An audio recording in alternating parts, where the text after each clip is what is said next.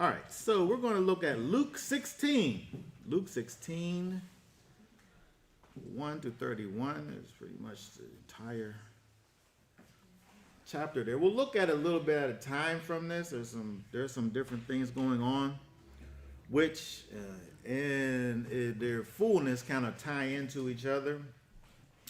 But there is a few different things brought up over here, all dealing with parables, dealing with stewardship. Stewardship. And so we're going to begin. We're going to begin by looking at. Let's look at 16:1 and read down through verse 8. Luke 16:1. And he also said to his taught ones, there was a certain rich man who had a manager, and he was accused to him as wasting his possessions. So having called him, he said to him, what is this I hear about you? Give an account of your management, for you are not longer able to be manager. And the manager said within himself, what shall I do? For my master is taking the managership away from me. I am unable to dig. I am ashamed to beg. I know what I shall do, that when I am removed from the managership, they might receive me into their houses. And calling every one of his master's debtors to him, he said to the first, how much do you owe my master? And he said, 100 measures of oil. And he said to him, take your bill and sit down quickly and write 50. Is that 6 or 7? 8. Okay. Then to another he said, how much do you owe? And he said, 100 measures of wheat. And he said to him, take your bill and write 80. And the master praised the unrighteous manager because he acted shrewdly, because the sons of this age are more shrewd in their generation than the sons of light. Okay, very good. So this here is an interesting parable here. And again, if we think about, first of all, the idea of stewardship. Let's first of all go to the dictionary here. Go to Webster 1828 on there, and let's look this word up because we want to talk about this. It's not a word that's mentioned in the text, but what he's talking about is it. So type in, let's see, go up to there and go up to up there to go up to the search right there. Yeah, stewardship. Type that in, stewardship.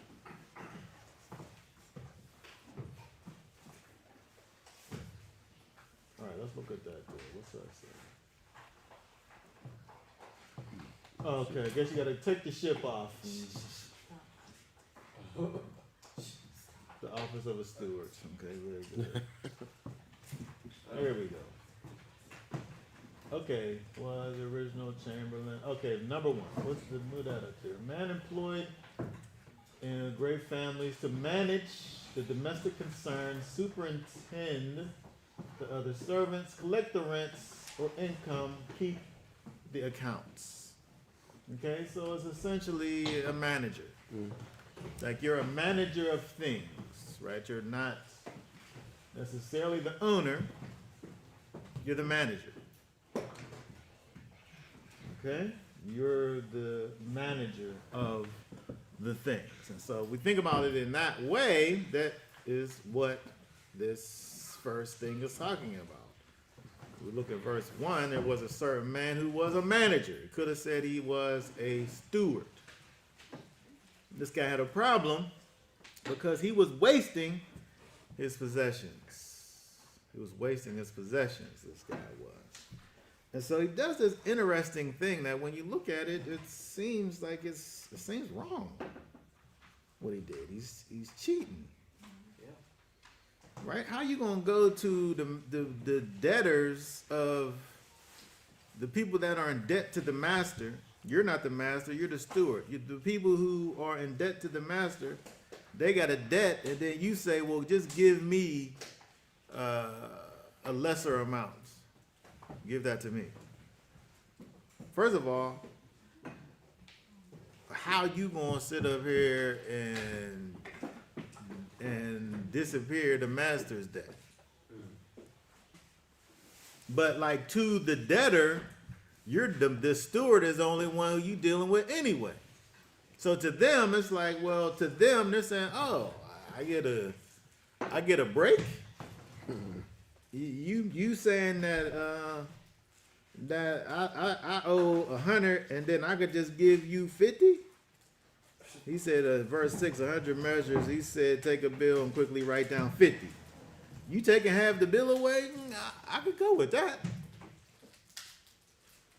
Right? And so from the guy who's who owes, that seems like a good deal. But meanwhile, this manager, because of the accusations that have gotten back to the master about to cause him to not be the manager anymore, and he's saying to himself, what else am I supposed to do? I got to do something here. I can't dig. Right? I can't be a beggar. I'm a manager. Like he has. It seems like he has a particular status that he don't want to give up, and so he goes to the people who he knows that he's able to get from wrongly, but nonetheless, and goes and acquires the money that's actually owed to the master.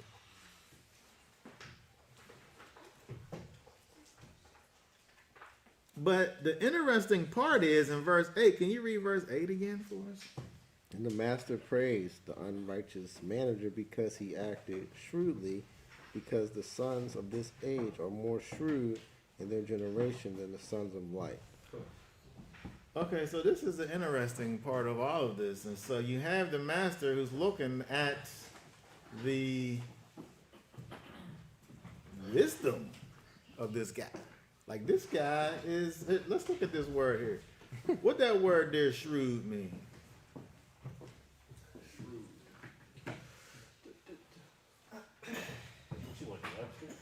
No, the Greek.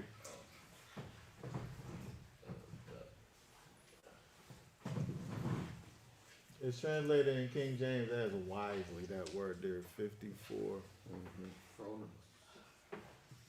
Prudently, wisely. Look at that one there, 29. Thoughtful, sagacious. Sagacious. You move in the ways of a sage. Right, if you're sagacious. Discreet.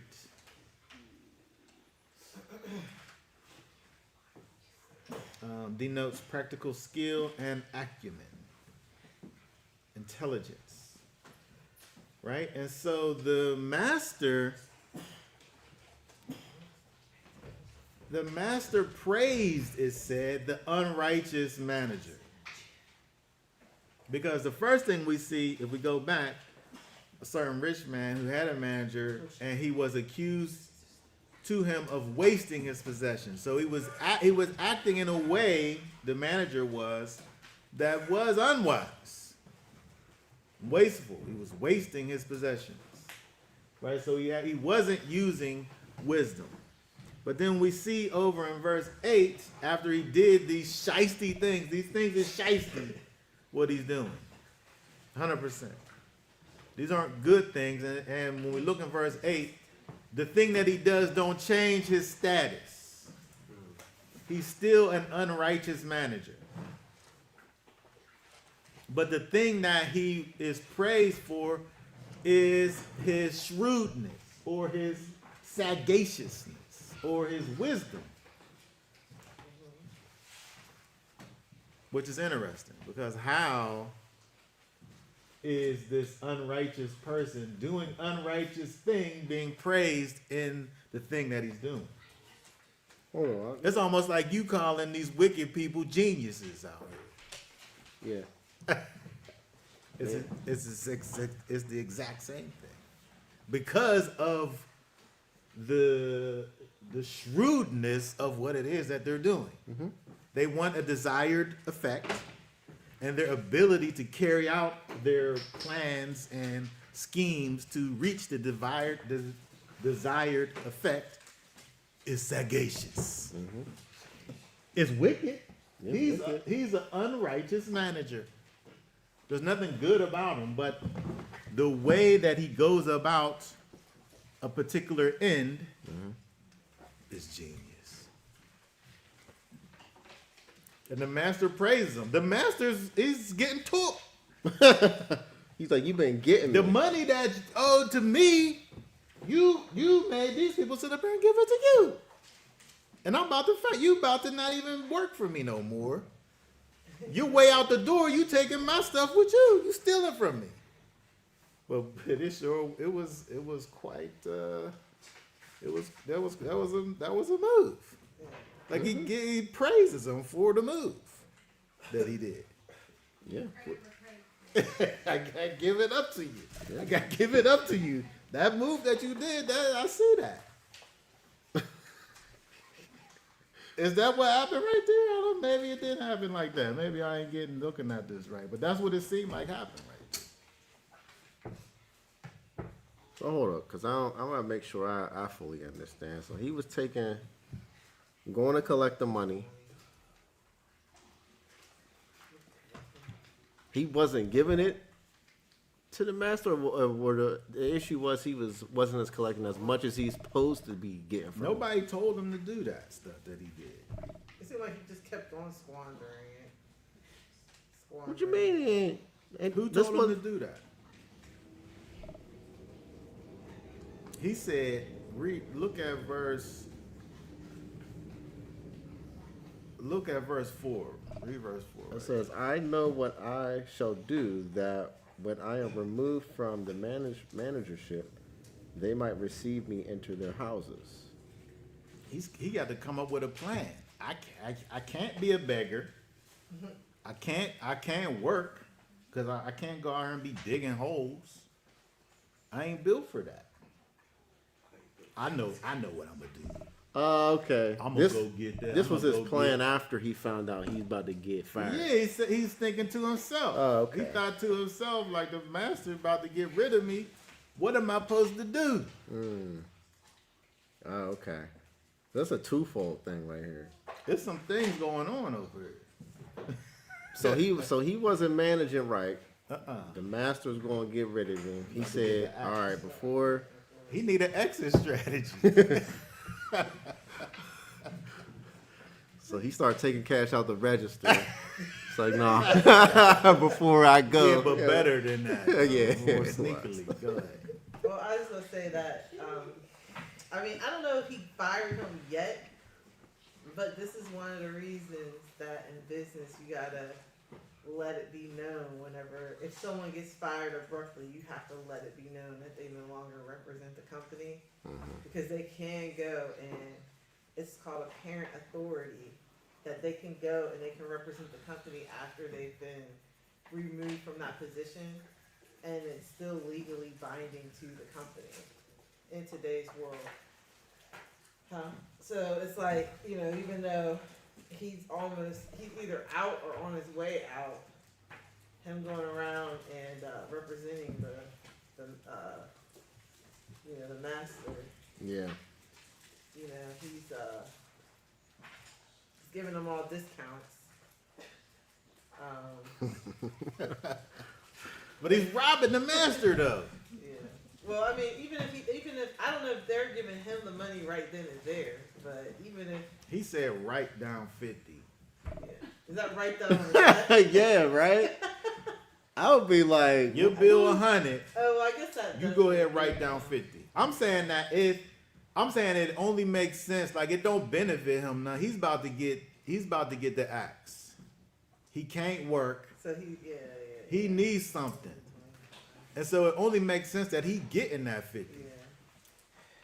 Yeah. Yeah, I don't know where they Or- write down because it didn't Or write it down. if he's not getting the 50, he just automatically saying, "Well, you owe 100, but you could just get a master 50." But I'm like, if I'm the master, where my 100?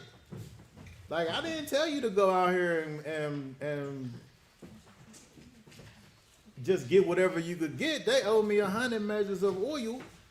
I want my 100. Why did he say quickly? Write this down quickly. Because he want that money before it get out that he got fired. That's what I'm saying.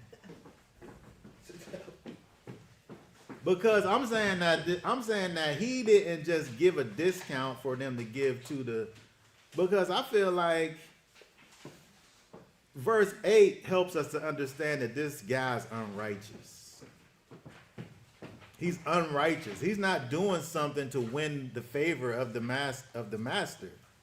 He's doing something to serve his own purposes here.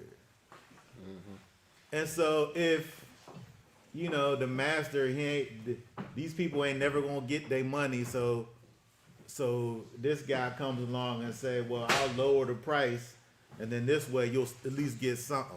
I feel like that would be kind of good in a way. Like here's a way that I can find value in him just trying to get something for the master here. But verse 8 says that this man is he's still called the unrighteous manager. So I'm saying that he's lowering the bill so that they could pay him. You give me the money. Because I can't work. I need an exit strategy. This is interesting how I read in the King James. Let me read what was it, verse 8. It says in the are you gonna get it? Oh, wait. Yeah, verse 8 it says, and the Lord commended the unjust steward because he had done wisely, for the children of this world are in their generation wiser than the children of the light. Yeah. And so I'm saying that's the other part. That's the other part that talks of that leans toward this idea that this guy's working wickedly. Yes, he's working wickedly. There's nothing good about the thing that he's doing. He's not benefiting the master. He's hurting the master's pockets. He's helping his own pockets, but he's operating in a shrewd way. And then so Yeshua now, with what he's saying, the children of the world are in this generation, they're wiser than the children of light. The people of the world, those are people that's of the world. The way that they're going about things, the children of the world, they're going about it in a shrewd way. That actually the children of light, not the what they're doing, don't do what they're doing, but operate in wisdom though. Because they're operating in wisdom, it says the children of the world are in their generation wiser than the children of light. The people that's in the world are going about their business in a shrewd way. But it's wickedness though. But the children of light, they could go about their business in a shrewd way, but they're not. Right. And they can be, and what happened to us? It's easy to get. Oh, you can get over on a good person. That's what the devil do. I come to you. That's why these scammers is running rampant. Yeah. Because they present something. They're shrewdly going out getting their money. They can convince you of this thing, and if you don't have the brain to be like, well, let me question this angle or this, and that's what these scammers play on. Yeah. Is you? Why would somebody scam me like that? Yeah. Because you don't think that's the children of this generation with all these different things that the world has created. You can manipulate it to what your mind manipulates it to. And we know that they running on shrewdness. They are. Yeah. And but the point here is that you supposed to be shrewd in your dealings, though. Right. Not to the point of wickedness, obviously, but like unto in terms of the idea of shrewdness. Shrewdness is not bad. It's good. It's wisdom. It's being wise. It's sagaciousness, right? That's a neutral thing. But he's saying, the master is saying, when we talk about the idea of stewardship, you doing all of these things for wickedness' sake. Do those things for righteousness' sake instead. Like this guy, he got over this steward here. And so we see a bad example of stewardship here. He's not taking care of his master's things properly. He's taking care of his own things. And in general, those in the world are taking care of their own things and not the master's things.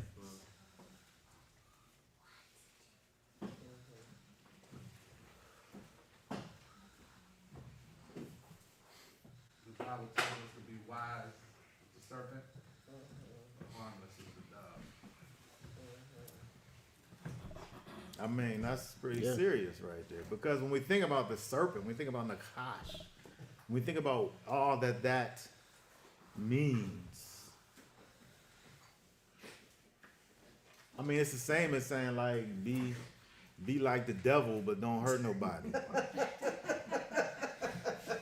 Like, what's the difference? Like, it's a different way to say like you should just be like the devil, except for the hurting part.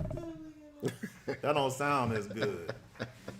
Right? It don't sound good at all. Well, I mean, but we know that when it says in Genesis, where it says about Nakash being the most, was the most crafty amongst the beast. the creatures, it actually uses that same word, crafty, when it describes the man. So Yeah. it's like the man and Nakash are very similarly created. They're both created with craftiness. I'm gonna tell you right now, if you ain't wise as these serpents out here, you're gonna get got. You Yeah. are gonna get got. You have to play the game, Yeah. not to hurt nobody. Yeah. You know what I mean? Well, I think that's what I they're would going to do say that. in a minute, right? Verse 9. You use the word game. You know, mine went to like competitiveness and playing sports, and sometimes people will be like, "Oh, you're doing too much," but it's like if you want to win, you gotta be able to compete.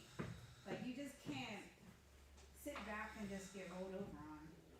So there is this beautiful balance of being able to compete without going against what he has ordered us to do. Even when you think about competes, there's a little bit of softness involved in that. No. Because you're not getting in. Like I'm saying like when I played games, I don't play too many games anymore. But when I was on a team and played games, I didn't play the game just to compete, right? You play to win. You play to win. You play the game because you want to win at the end. I don't want to I guess it's just fun just to play it. Well, Like you want to win the game. You plan to win. well, his key says that's not the way. It's that's not today's way. He says These people are softer than how we was. Nah, you back gotta in play the- to win, back in man. the day. Why you playing? Participation trophy. You playing to have fun. You getting the Yeah, you want to win the game. Yeah, you trying to win. And so to your point, when you talk about the idea of this game, the people knew I went out of town last week. What people? The people, the scammers. Wait, you guys. Hey, you got somebody fault? No, The scammers we all got knew scammers. that I No, went out of town last week I think because they started sending me texts talking about I owe The tolls. The tolls. I got it too. We And I'm didn't like, ride on no pay tolls. we didn't, and I I didn't didn't even ride use on, my. I didn't touch the turn. I didn't use my vehicle. I didn't So touch the turn. why they sending me the stuff? What? Yeah, we got the text like, And then oh yeah, I you could need to just go push here. the button. Oh, I could just push the button. Yeah, and pay And them. go there and pay them Yup. if I'm not I got thinking it too. about it, and somebody just get me. But see, we used to it. See, I seen it. See, I should have saved it for this moment, but I seen it. It was like boot block and. Yeah. But you gotta instantly. be aware. You know? got to be aware of the things that these people of this generation is doing. They're more shrewd in this generation than the sons of light. Yep. And so the only reason why the manager's getting credit here is the shrewdness and pointing out the fact that you sons of light, y'all need to be shrewd too. But not unrighteous, but shrewd. Yeah. You got to know what's going on, and you got to plan ahead. You got to strategize out here. Look at verse 9. Verse 9 is just, I don't even understand verse 9. I'm just gonna say. Well, let's see. And I say to you, make friends for yourselves by unrighteous mammon, that when you fail, they shall receive you into everlasting dwellings. Keep going there. Let's just stop right there for a minute. Let's look at something here. First of all, he said, I say to you. Who he talking to? He's talking to the disciples at this point. He's talking to the disciples here. And he say, make friends. What's that word there, friends? There, man?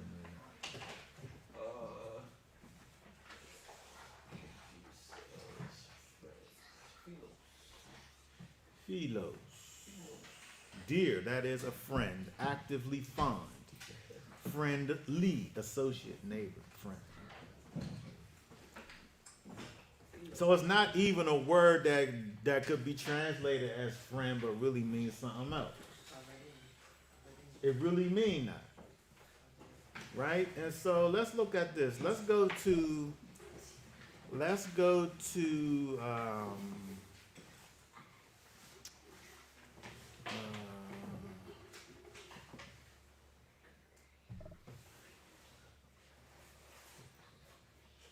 see here. What do it say in Exodus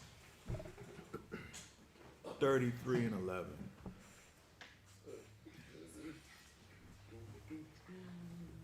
Thus Yahweh spoke to Moshe face to face, as a man speaks to his friend, and he would return to the camp, but his servant Yehoshua, son of Nun, a young man, did not leave the tent. What's that word there, friend? The way that the Most High spoke to the way the Most High spoke to Moshe was as a friend. What's that word there? As a friend.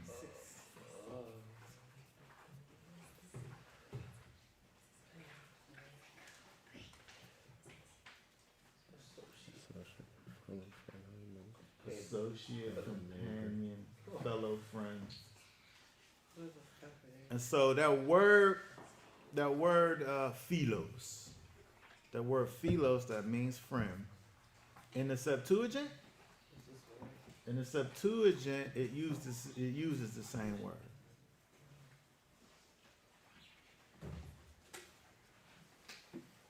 And so we can't think that this word means something other than what it's given us here and back in Luke. So we should buy our friends. I don't know if that's what I'm saying. But at this point, all we talking about is the fact that he's speaking to his disciples, and when he says make friends, he really means that.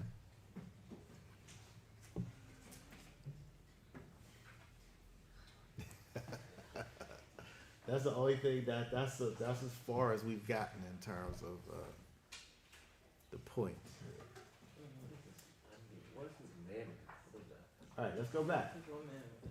Let's go back, because the when we think about unrighteous mammon is kind of like mixing the two things together, because mammon really is these unrighteous gains, and it's kind of this word that is associated with this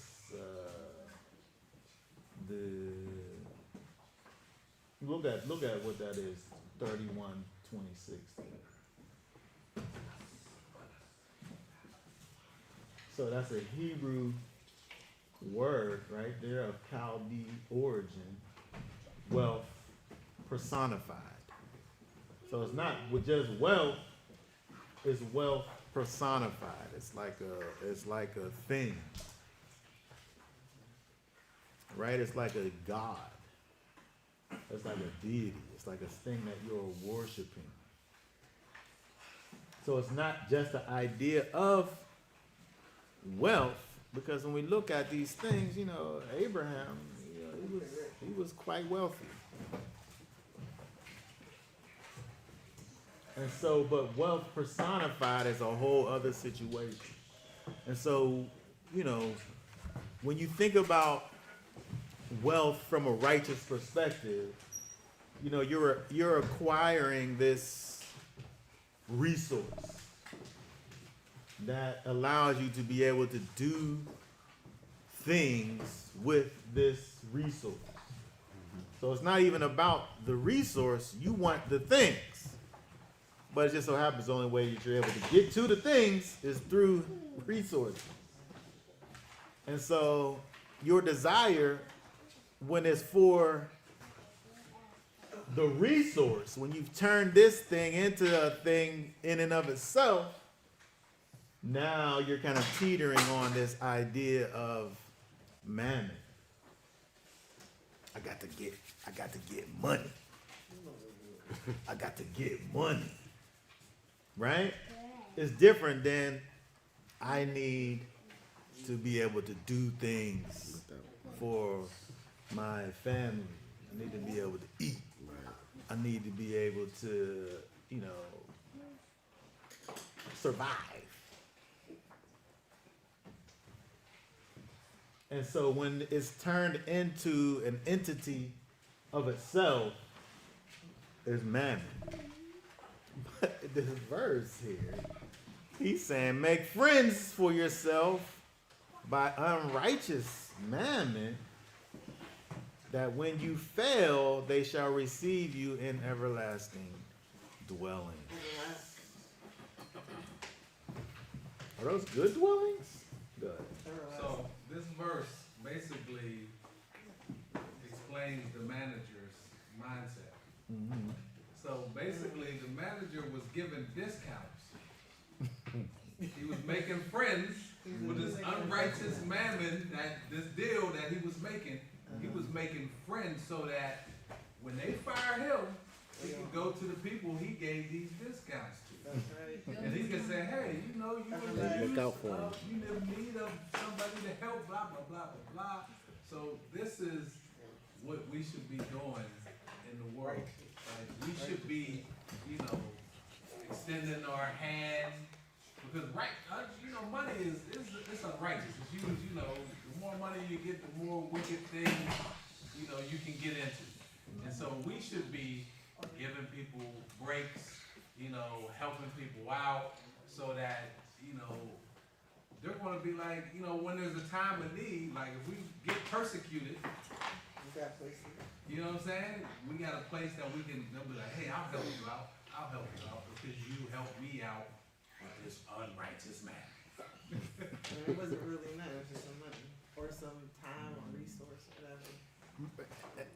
And so we're thinking about what it is that the Master Yeshua is, what is the redeeming quality that he's talking about here?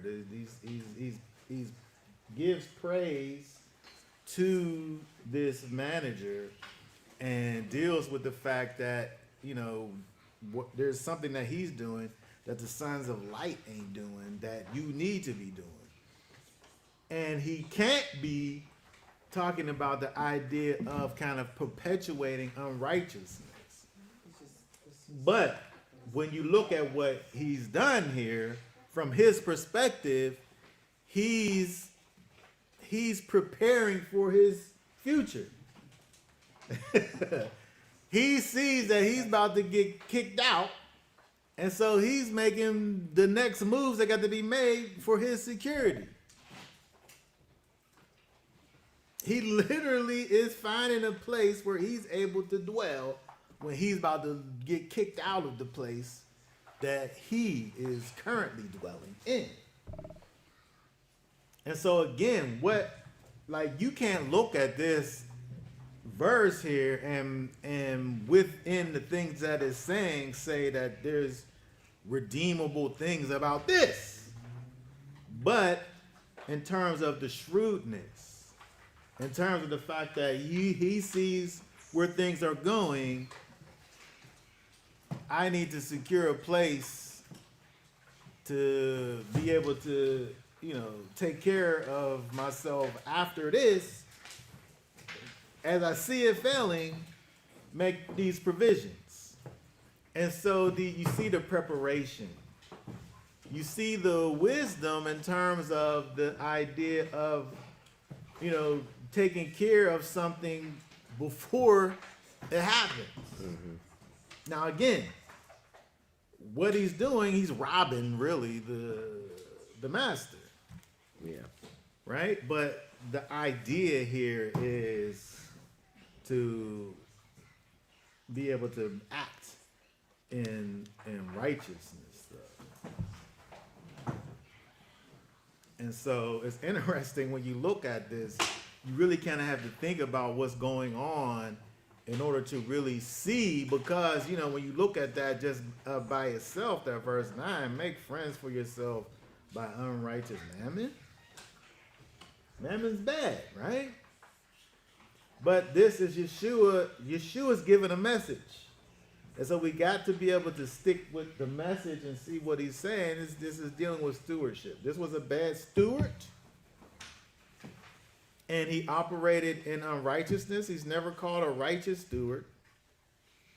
However, there's a wisdom that he is exhibiting. The wisdom part is the redeemable part. All right, let's keep on going here. Let's look at 10 through 12. He who is trustworthy in what is least is trustworthy also in much, and he who is unrighteous in what is least is unrighteous also in much. If therefore you have not been trustworthy in the unrighteous mammon, who shall entrust to you the true? And if you have not been trustworthy in what is another man's, who shall give you what is your own? Okay, very good. So we see over here, the things, again, what we're able to, the unrighteous steward, he stayed unrighteous. He probably exhibited the thing, shrewdness, wisdom, the thing that got him the job in the first place. He had a nice resume of things that he was able to, his skills set or whatever. But it didn't speak to the quality of person that he was. That was something that came through over time. But he stayed that.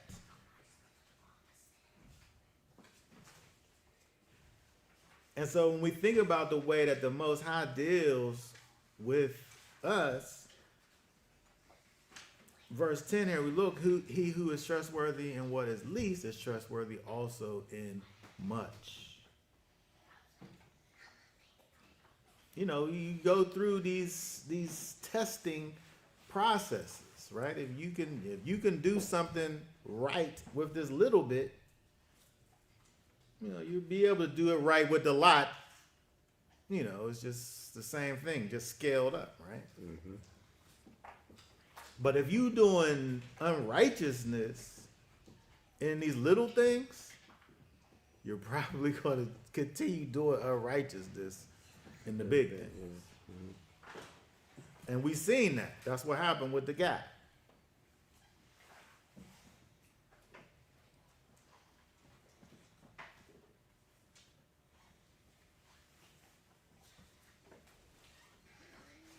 All right, let's look at, let's keep on going here. Let's look at, let's just add 13 to that. Says no servant is able to serve two masters. Either he shall hate the one and love the other, or else he shall cling to the one and despise the other. You are not able to serve Elohim and Mammon. Okay, very good. So we see, again, you know, we can know that the Most High, of course, is not kind of a proponent, advocate of Mammon, right? And so again, we look at the previous verses, we're looking at it in terms of understanding what redeemable qualities there was in the steward, and not actually the thing that he was doing, because it was obvious unrighteousness. But we're seeing that it's impossible. You can't serve Elohim and Mammon.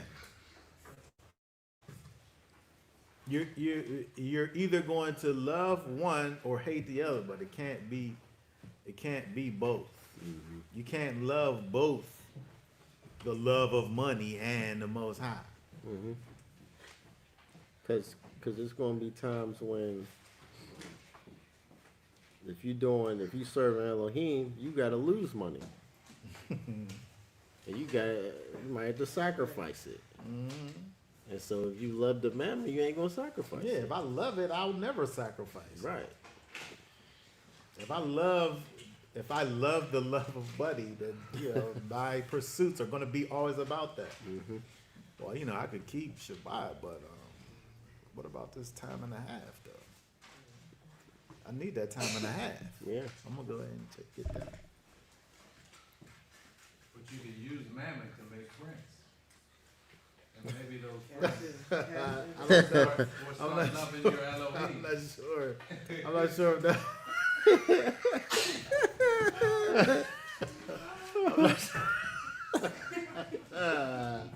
I'm not sure if that's what we're thinking over here, though. I think the idea. Oh my goodness. I think the idea is the fact of seeing that he's making these calculated steps. We have to be able to make calculated steps and kind of live without shrewdness, and discernment is about having an understanding about what's going on and calculating things in such a way where you're not kind of just going off the seat of your pants, as they say.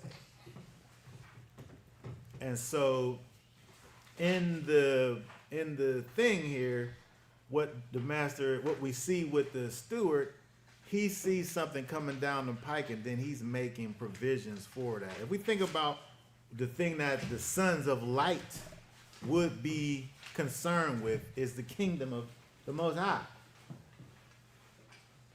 And so if we know what the message is, repent, the kingdom is near, then there has to be a degree of shrewdness in our preparations that's greater than, or at least equal to or greater than, the people that are out here working for evil in the world. Like the way that we plan and strategize to advance the kingdom got to be equal to or greater than what these people out here doing, because they doing their job.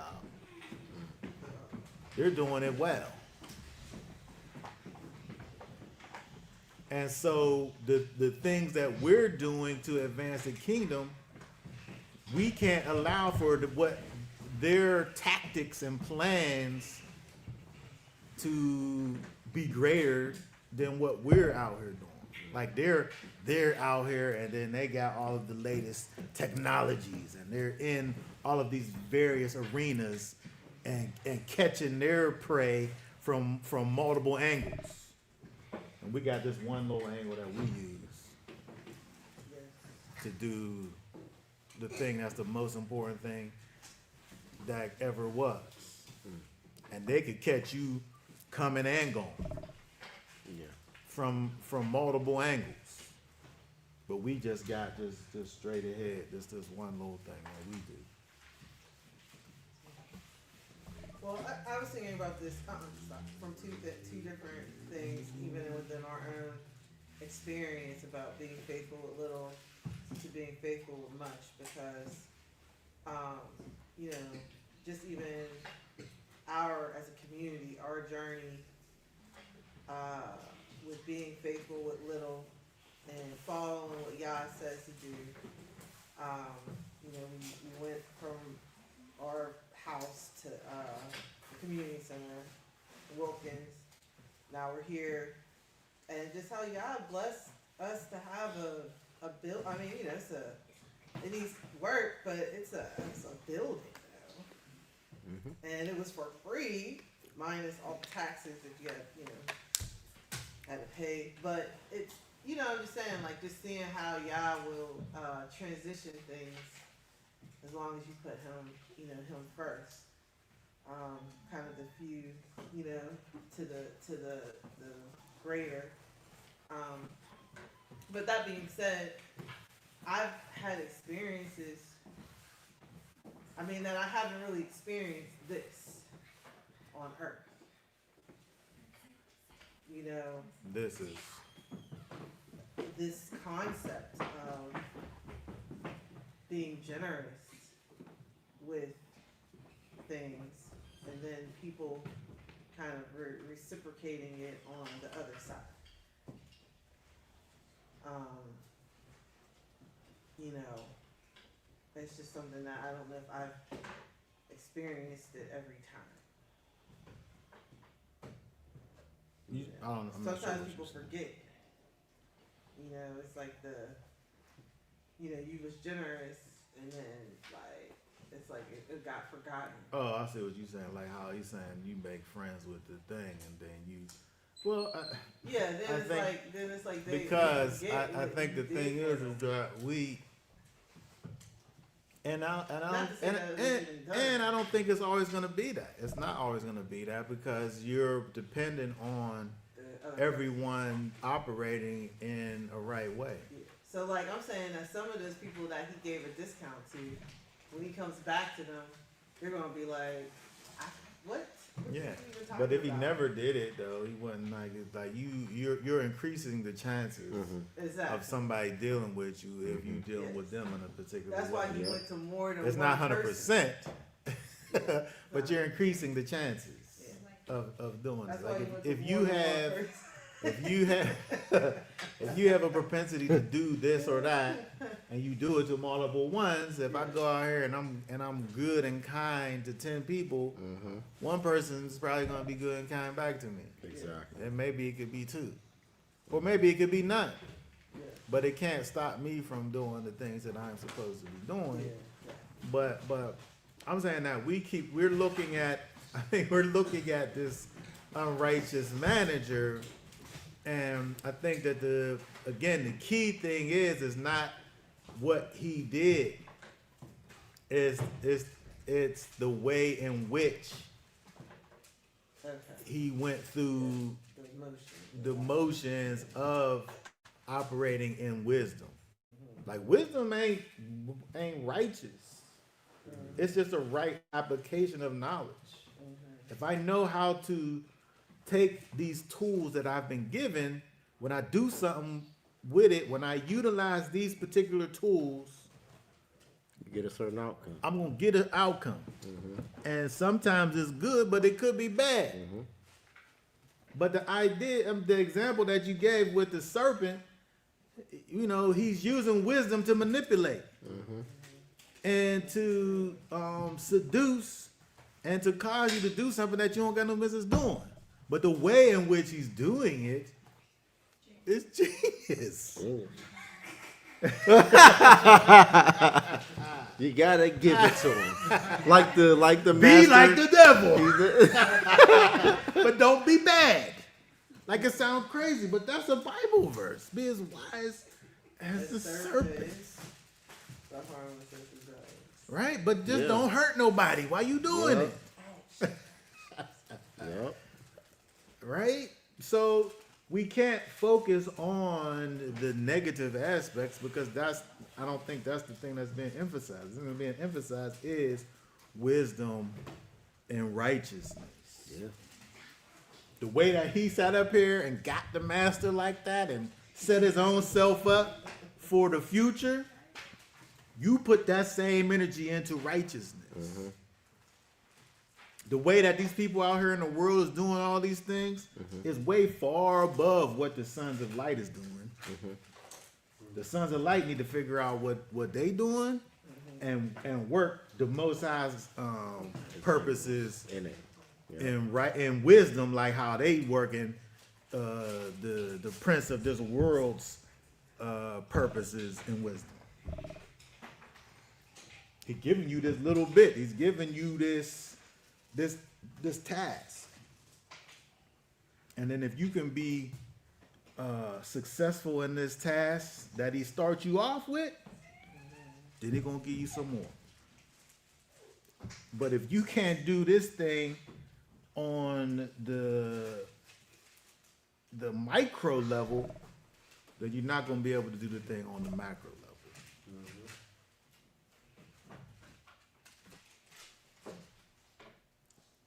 You know, it's so interesting, you know, that, you know, you had this lesson because on my way over here, right, I was riding through Bell Silver and the thought just hit me to, you know, when things click with, you know, the certain situation we're all waiting on, right? You know what I'm saying? With the, you know, when the switch get flipped, right? It said, in my head, I was like, why don't you use this to buy real estate? Put people in the properties for like $300 a month. But then have them go into a contract as long as you're in this property. You gotta come to church. Your children gotta, you know, go to some classes. You as an adult, you gotta learn some skills so you can start, you know, working. Just put in these stipulations in the agreement that you make for them to stay in That these sound low like the, income housing. That sounds like it's- a tour portion. It's literally using this money that, you know, we waiting on to bring people into where they need to be. And can I add to that real quick before you respond? You know, I used to think that was a form of like manipulation, like that's not okay. But after listening to prior how someone could, is where I identify as a Hebrew servant, you can choose that life. Like no one's making you do Yes. that. And if they have those things ironed out, why not? Right. Yeah. I mean, those options don't exist. Right. You know, and I'm sure when people lined up to, you know, they're looking for a good situation, they're looking for the word, they're looking for good people. Yeah. You know, and then they gotta, you know, stay low income housing. That opportunity doesn't exist. That's easy. The difference is on the flip side of it does exist. Like the flip side of it. Yeah. If you align yourself with these things that this world is perpetuating, you're able to acquire all types of things. If you align yourself with all of these things that are against what the scriptures give you, if you sit up here and pledge your allegiance to these things and these ideas, then you could have all of these things. And so we sit up here and we take from over here and we align ourselves with those things, and that's just our life over there. But that same wisdom, that same systematic way that you want to, that they sit up here and have all these things be attached to each other for their gain and their purposes, we can be doing those same types of things in terms of having these things that's all connected to each other. Where we live in these ways where everything's separate. Like you have your quote unquote religious life, and then you have your quote unquote economic life, and then you have your quote unquote your personal things, and those things could potentially be separate and not touch. But what if they did touch?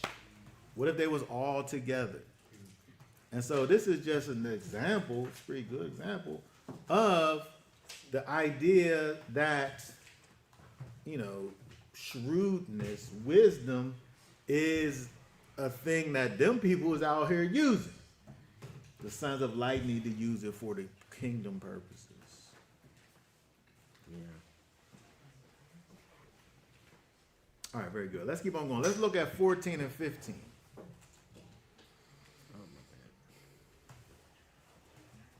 And the Pharisees who loved silver also heard all this and were sneering at him. So he said to them, you are those who declare yourselves righteous before men, but Elohim knows your hearts, because what is highly thought of among men is an abomination in the sight of Elohim. Okay, very good. So we see over here, Yeshua's in a situation where he's speaking to his disciples, but there's other people around. They see what he's sitting up here talking about mammon, and say they love silver. And so they offended at what he's using up here talking about mammon. They love silver. They're offended in their hearts, right? And so, but they fit into the category though. Because the Pharisees are stewards of the Most High's law, statutes, and commands. They're supposed to be the ones out here holding the ways of the Most High, holding those things down and managing over the things of the Most High. But they're not being good managers. And in so many ways, they're placing, Yeshua talks about it in other places, they're placing their traditions, the things that man could come up with, and they're putting those things above the things of the Most High. But as the stewards, they're supposed to be, managing the words of the Most High. And so they're being poor stewards. And in their hearts, they're proving Yeshua right in the fact that they're even feeling the same. It says they were sneering at him when he just began to talk about mammon and all of these things. They getting mad, right? That's crazy. I can't believe. What do they get That's mad what they for? heard. That's all they heard in the whole thing. That's what Was they money. yeah. That's all they heard. The whole thing. Stop. All right, there's a lot in this, Joe. There's a lot to talk about. I want to just let's keep on going. Let's look at because there's an interesting thing that happens. Let's see here. Let's look at 16. Let's look at 16 and go down to 16. Okay, because 19, 16 through 18. It says the Torah and the prophets until Yohanan, since the reign of Elohim is being announced, and everyone is doing violence upon it. And it's easier for the heaven and the earth to pass away than for one tittle of the Torah to fall. Everyone putting away his wife and marrying another commits adultery, and everyone marrying her who is put away from her husband, commits adultery. But there is a certain... Oh, let's stop right there. 18, okay. Okay, very good. So, all right, so in 16, he has his... Yeshua is full of interesting thoughts and sayings in this particular portion here. But understanding that the main subject here really is stewardship. So sometimes you got to understand what it is that is being stewarded to kind of get what he's saying, because all these things are kind of he has one message here, even though it could potentially look like he's making bullet points. Okay, so he said over in 16, the Torah and the prophets are until Yochanan, until John the immerser is what he's talking about. Since then, the kingdom of Elohim is being announced, and everyone is doing violence upon it. What in the world does that mean? What do that mean? I mean, I like my New American. I mean, they add word proclaimed. This is the law and the prophets, and then this isn't in the writing, but word proclaimed until John, and since then the gospel of the kingdom of Elohim is preached, and everyone is forcing his way into it. Using forcing his way. What that mean? You think about it, the Pharisees and the Sadducees, ever since Yeshua, popped up and started, preaching the kingdom, they've been trying to kill him. Yeah.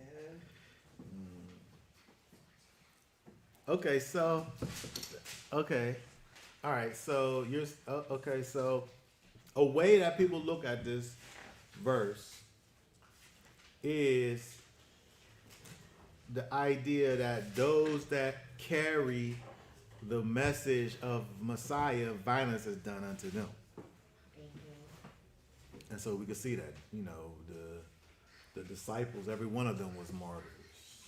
Every one of them, including Yeshua, violence was done to them all. And so that's a way to look at it.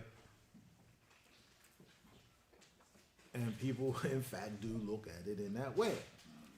But another way to look at it, when you think about this idea of the Torah and the prophets are until John the Baptist. There is a certain way.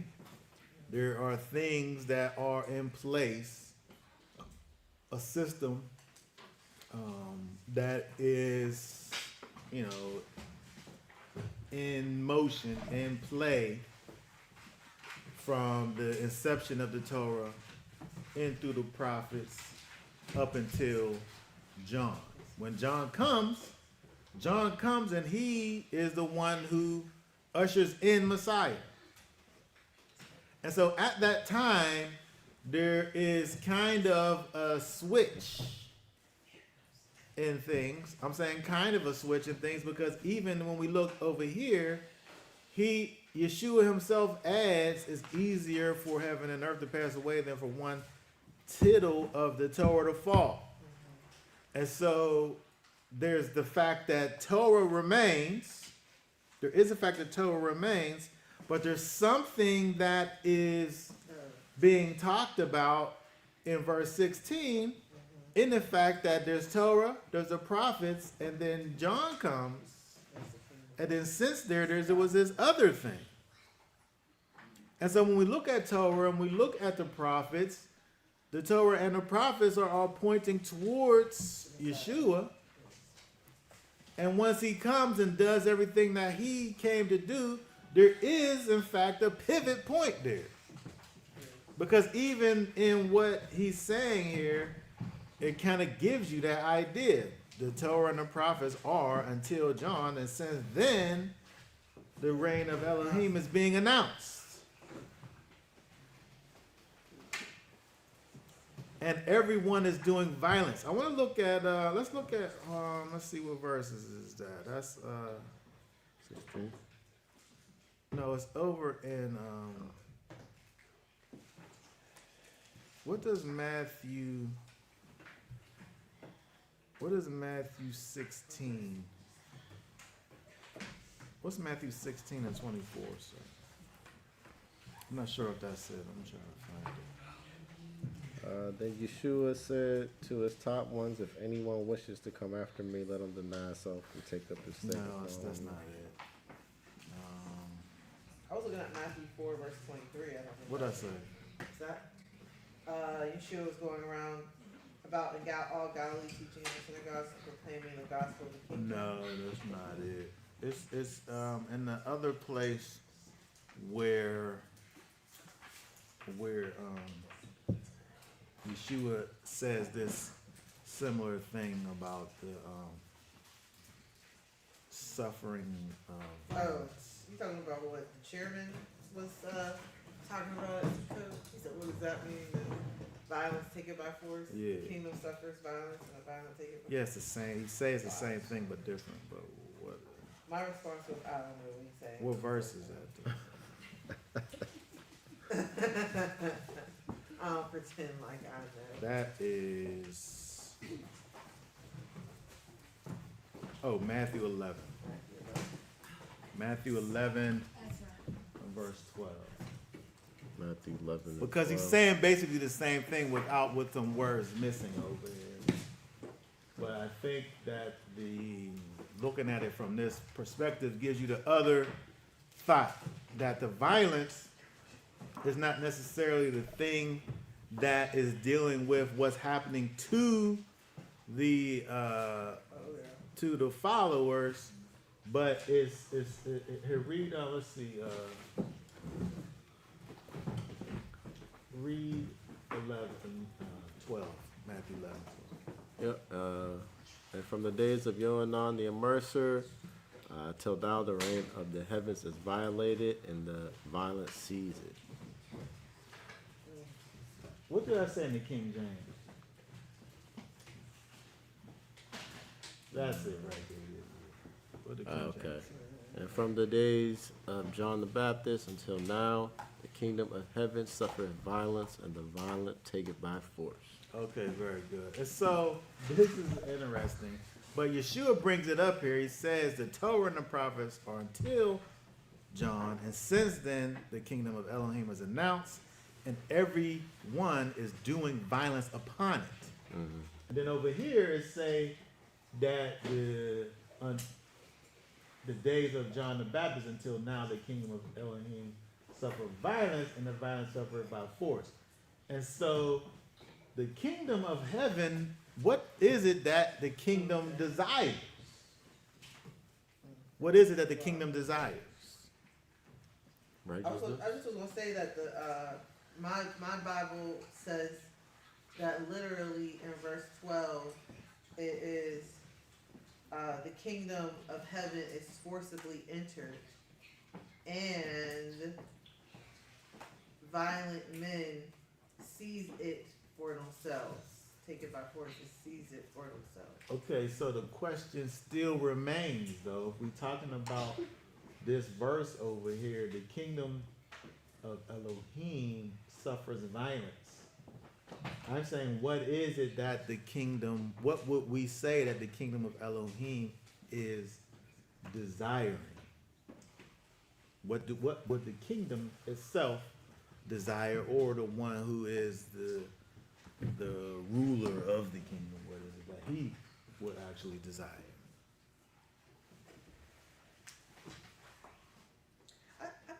I think he wants people to seize it. Okay. The people Alright. are being too lax, acting like, you know. Okay, but I think that's the second part, though, right? What's that word? What's that word? G971.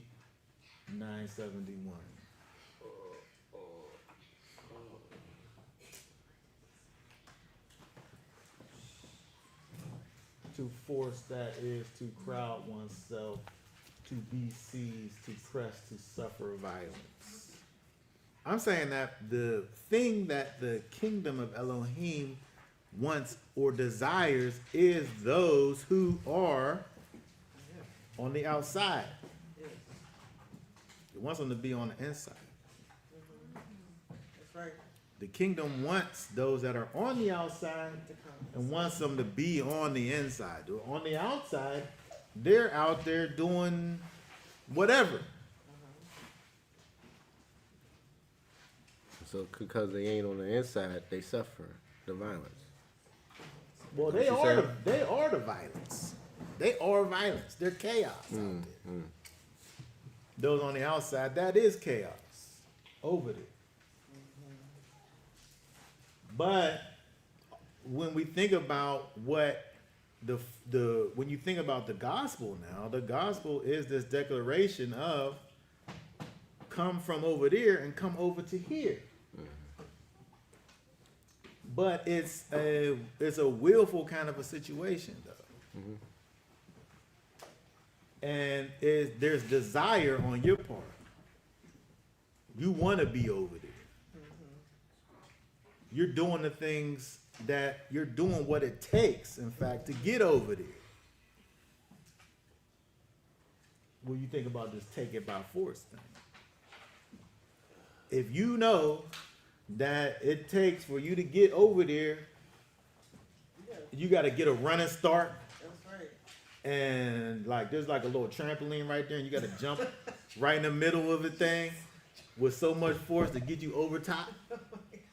Like there's things that you got to do in order to get to the other side, where it's not a passive thing. Yes, that's right. Like you have to be intentional about getting over to the other side. And so it's not about, because again, when we think about 17, it's not about these things aren't done away with, the law and the commandments, the Torah, the prophets. They point you towards a thing, but the thing actually that it's pointing to is there's a pivot there, You gotta be able to and but it's the same at the same time. It's different, but it's the same. And so it's not done away with. It won't fall. It's easier for the earth and heaven to pass away, for that thing to change. But the thing that it is, there's that pivot point from John. start acting out. But the people who are entering into this new thing, They're actually they desire it though. They want it. They're not being overtaken. They're overtaking the thing. Just think about Yeshua walking around. The people are coming from out of the woodworks. And they're like pressing in towards where he is. And look, the people that Yeshua was just like chastised by the Pharisees, you sit up here hanging out with these sinners. manipulation. and these tax collectors. You hanging out with them. But those are the people who need help. And so the kingdom of Elohim has a desire for a particular people. That's right. And the particular people that they got a desire for, those people are striving to Yes. get inside. Yes. That's right. They're like looking at how much money, mammon they have, and they're like, let me see what I could do with this to be able to make it, be able to make it in. Like I see that because in our podcast, our next podcast episode, we talk about women coming into the sisterhood, coming into the fold, and it's like you gotta want to. I don't know why you did that. You gotta want to. You have to want to transition. You have to want to transform. And if you don't want that, then you're not gonna do it. It's not gonna happen for you just easily. You gotta be kind of. Like what he's saying, violent. You gotta take it by force. Yeah. And I feel like that's the whole concept of Israel. And when he was fighting the angel, he literally took his blessing by force. If you just relax. So like when it was prophetic, maybe that was a different story. But now the kingdom is actually here. When you look at the Torah, the law, statutes, commands, the prophecies, those things pointing towards the master, you got what you have there, and you're looking towards something, but the end of it is not clear. You can't see it necessarily. That's right. And so you're just doing what you see there. Yes. But this other thing that's happening with Yeshua, these people don't know anything about this. this thing that's going on with Yeshua. But they see this guy, he's doing these things. He must be from on high because he's doing these things. I'm going to, on purpose, follow after him. On purpose. Even though in the Torah, in the prophets, it's not like Yeshua himself. It's not spelled out. And so they have every step that you make. Like we just looked at the Torah portion. If this happens, do this. Yep. If that happens, do that. The letter of the law is there. It's in place for you. You can't go outside of that. But now then there's this guy who's obviously from on high. I guess this is where I'm supposed to go. But you have to intentionally go after him. And so I'm saying that when we look at Yeshua, he brings up the law, he affirms it, talks about the fact that there's this pivot that's happening, and those who are going to be participants in this, they fully participate. Everyone is doing violence upon it.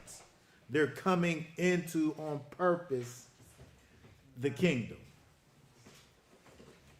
And so I'm saying that when we look at this verse, it could be thought of as you were saying, the idea of when you accept the gospel, violence is done to you. Or it could be thought of as when you accept the gospel, you are the violence intentionally moving towards the kingdom and taking a stance for the kingdom and being a protector of those things which are connected to the kingdom. But it's still connected to, and then so that's why I'm saying in 18, where it says what it says about it brings in the Torah thing again. Because it's not saying that is gone, it's still in effect. And I feel like it's talking about them Pharisees who was putting away women because they didn't want to pay that mammon money to get the divorce. Yes. And they was just putting them away and causing the women to commit adultery because they wasn't actually paying that fee. They wasn't actually fulfill that divorcing. divorce. They was I think without talking about this too much, the key to verse 18 is the fact that there's a difference between putting away and divorce. And there's two different words. What he says here, everyone putting away his wife and marrying another commits adultery. Everyone marrying her, who is put away not divorce. from her husband, commits adultery. Neither one of those words is the word that's translated as divorce. They're only just put away. And so you put them away, go over there. You out of my house. What's that, like separation? It's separation. You wasn't divorced until you had the bill of divorce. They was putting them away because they didn't want to pay Which connects back to the money thing. You mean I got to come up off my money to get rid of you? I ain't doing that. I'm not going along with what the Torah talks about. I'm doing this other thing. I'm putting money first. I don't care about her and her, whatever she gonna be. I'm gonna do my thing. And so it's interesting that he got this in here because it's still connected to functioning inside of the Most High's commands. But it also is connected, it's still connected to stewardship. Because these people,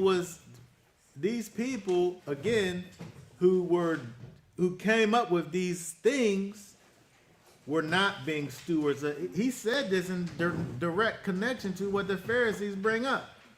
To them, it was okay just to put your wife away. Not divorce, just put her away. And they weren't being stewards of the law, statute, commands that came down. And so they're literally out here causing people to err and to sin. But you know, it's necessary to look and understand this divorce here is not mentioned in 18. It's put away.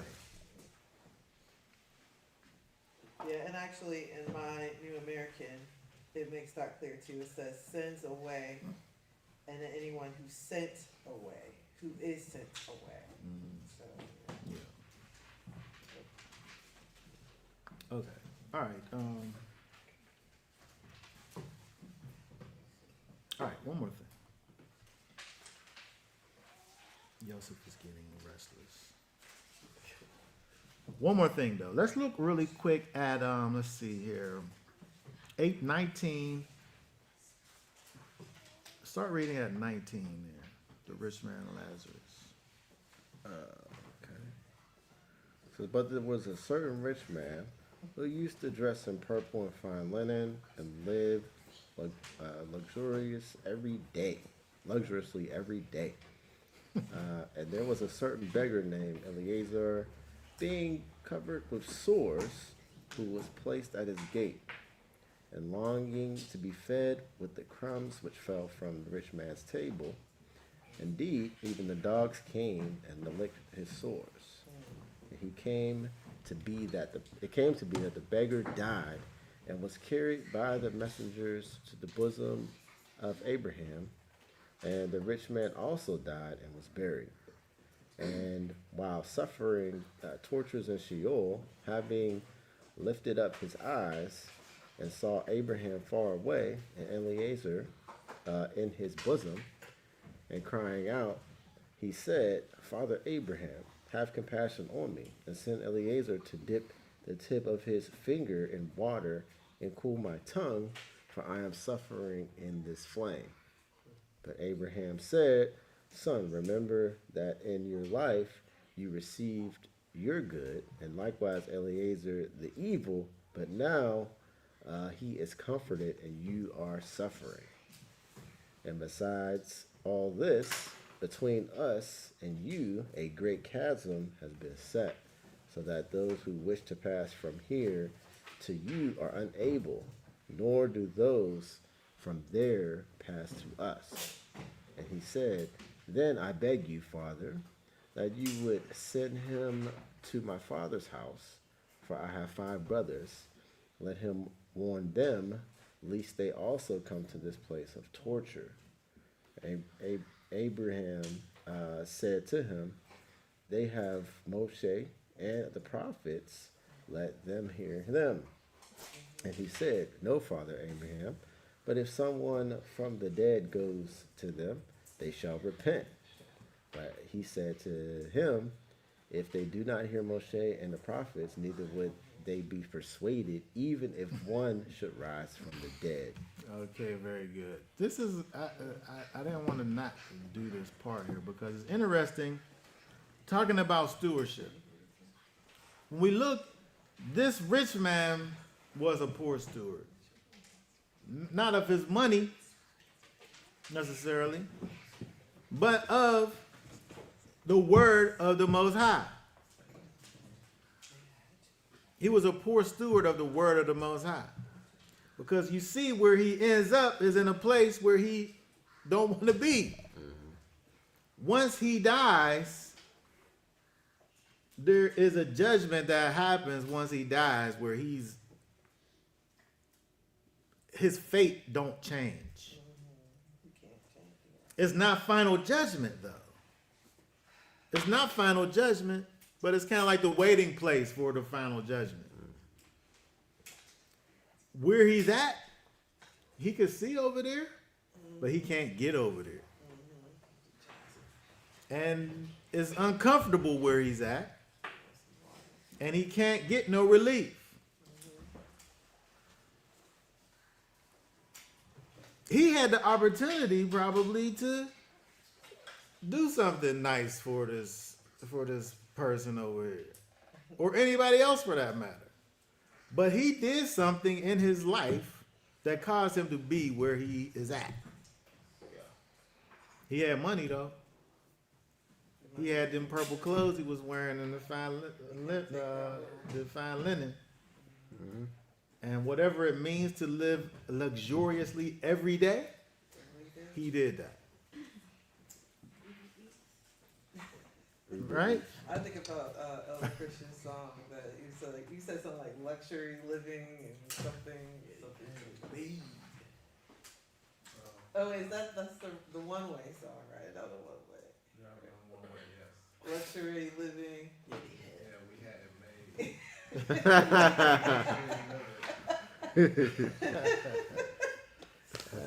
But the point here is the fact that the thing that he desires, he had every opportunity to get that beforehand. Yeah. That's right. He wasn't a good steward of the Torah and the prophets. He had the Torah and the prophets. And so did the people that he quote unquote is worried about, that he wants to get the message to.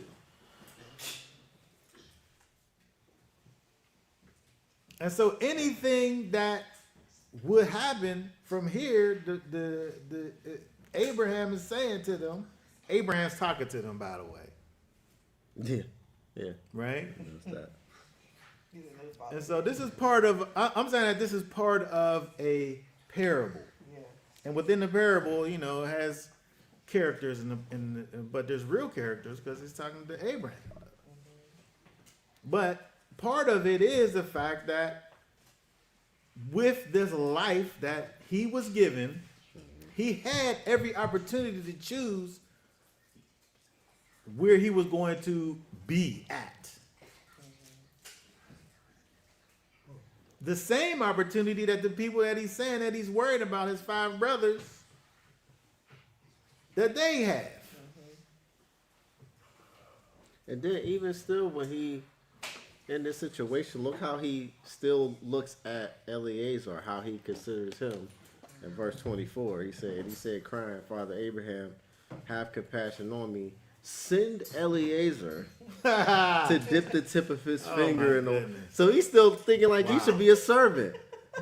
Hey, send that man that's with you to come and give me some water. That's a good point right there. So That's a he good still point. ain't had to change. Even in that, that's a good point because he still don't think nothing of that man.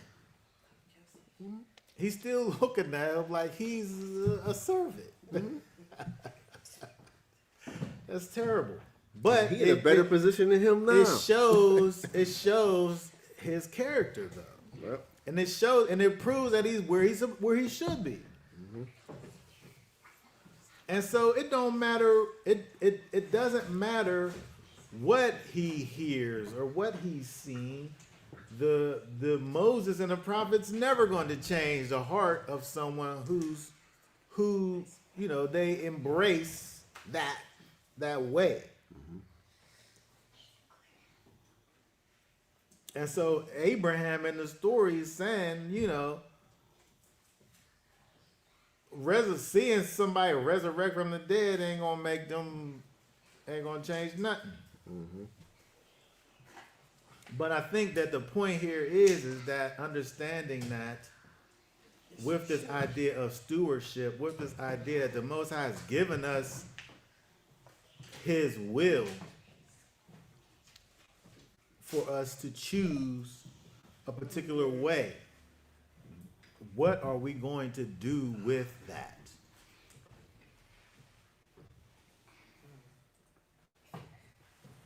We have a certain period of time to be able to do with what he gives us. We have a particular period of time, and then that's all we get.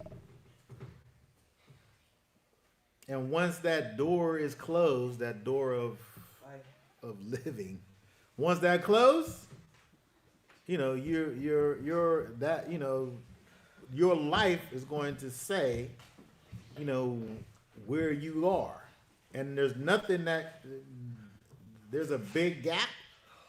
Verse 26, between us there's this great chasm that has been is set in place. And those on the one side, you can't get to the other side. Can't make it up. But the opportunity for us to be on the other side exists here in the In no land life. of the living. Yeah, you gotta get there while you live. And so the Most High has given us, through Yeshua,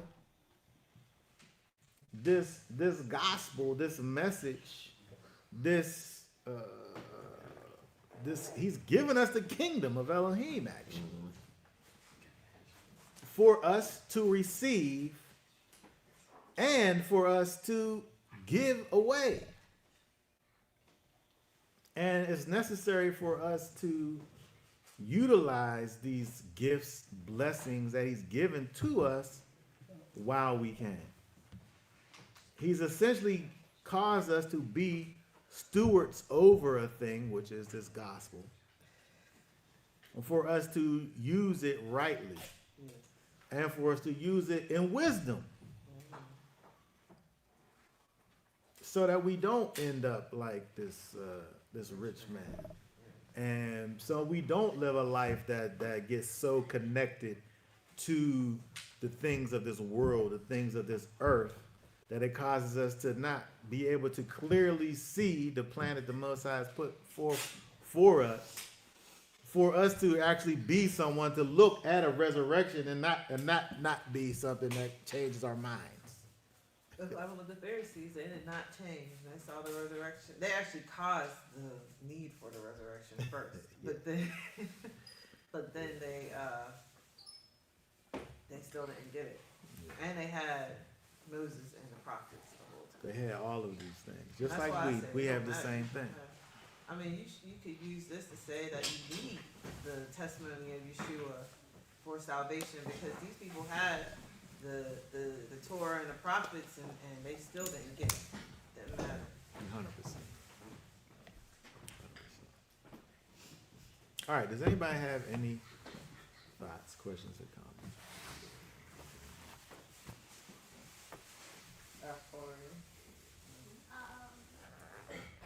How did I don't know how to pronounce Lazarus, it. Lazarus, Eliezer. yeah, Eliezer. How is he evil? What was he? Yeah, Or how was he yeah. evil? Yeah, like Lazarus wasn't the evil one. Yeah, he was a good. He just was sore. He just was poor, and he was a beggar. Oh. And so he wasn't evil. He just lived his life and he died. So, What it says in 25 that you received your good and likewise Eliezer are the evil. That's probably what you talk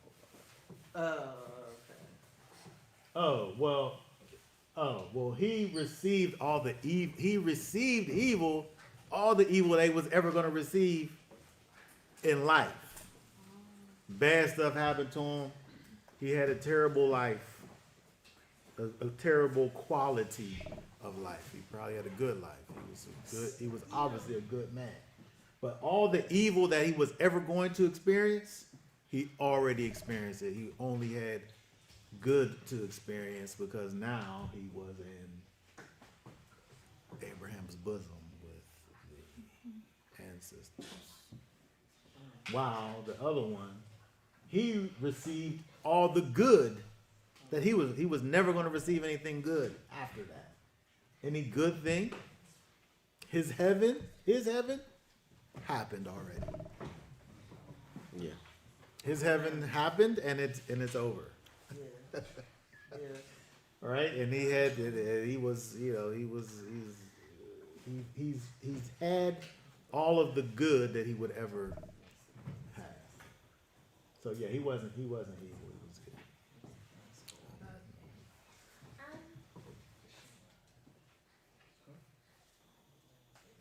Did this happen in real life or is it a parable? This is I would say that this is a parable, just like the other things that he was saying in the same chapter. He was giving parables about stewardship. The thing that the rich man was a poor steward over was Moses and the prophets.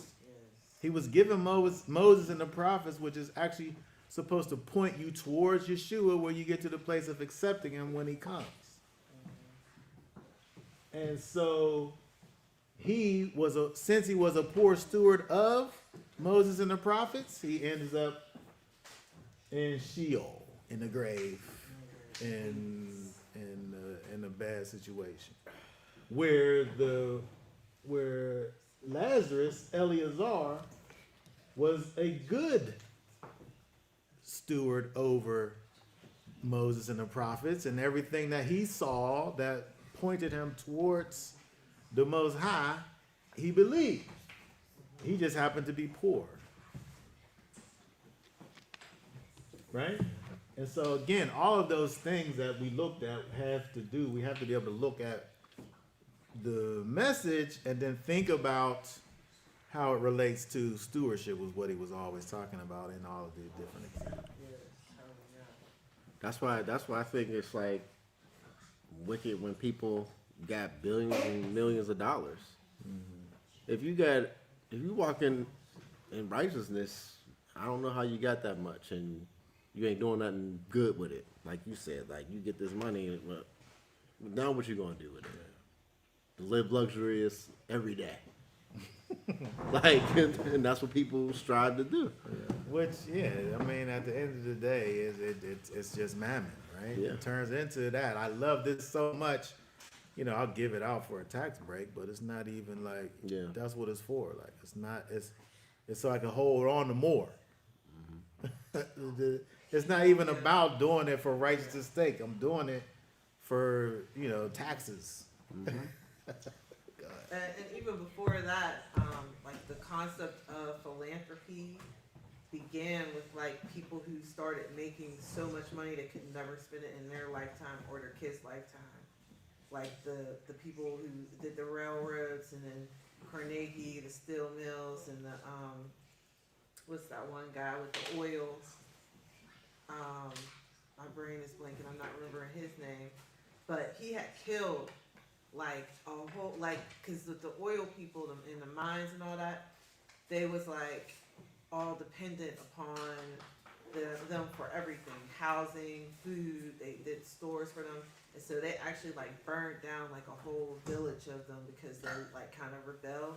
And then it was like, okay, give some money out to charity, quote unquote, and then now like put that in the newspapers and stuff like that, So really it was all about just getting themselves kind of in favor in the media. Cleaning up their image. Yeah, cleaning up their image. So that's why like Carnegie like had all these libraries and stuff.